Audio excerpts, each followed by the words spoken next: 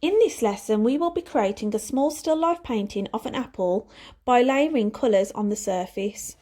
Choose your colours before painting, as you need to firstly analyse the subject or the photo that you are referring to. Draw an apple on your surface of choice. I have chosen a canvas, but you can use pretty much any surface from paper to wood when using acrylic paint. To begin with, I chose to paint the background black as I want to fully focus on the colour and texture of the apple. This is optional. Adding a bit of colour to the surface creates a nice starting point for judging values due to contrast, so I begin with using a bright red to the centre of the apple. As colours are added with a brush, the form of the apple is considered. Strokes are pulled along the cross contours of the apple. These subtle directional lines help to build on the form. In this example, I start to address areas of green and yellow by creating strokes to blend the tones together to create texture.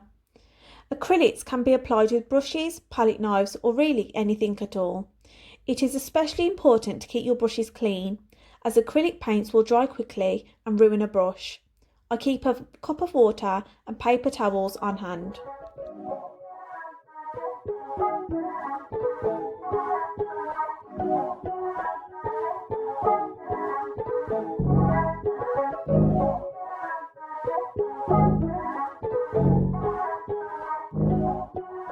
I used a flat brush to pull the red colour down into the green and yellow with sweeping strokes. You will see that I left areas blank at the beginning, which is done to add the different colours and lighter areas on the left side of the apple. I added green and yellow on the right side of the apple. The great thing about acrylic colour is that it can be thinned a bit with water to address the mid-tones. Once you are happy with the colours of your apple, you can then use white to add highlights to the lighter areas. You can keep glazing on reds to parts of the outer highlighted area until you are satisfied with the colour and the shade that you want.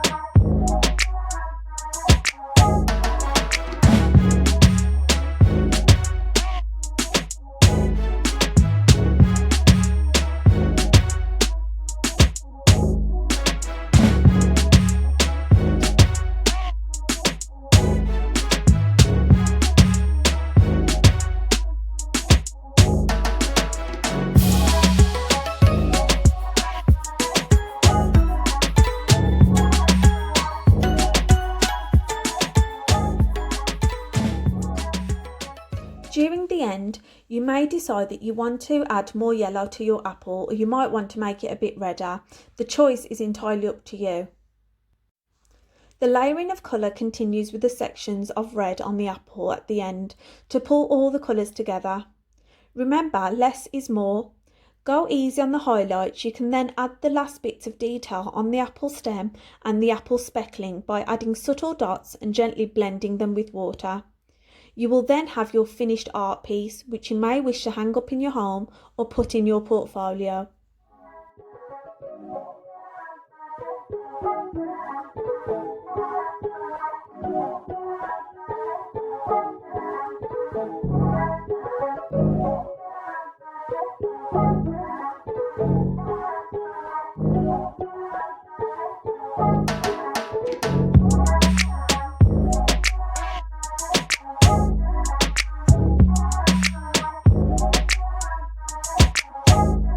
Thank you for watching this tutorial. See you next time.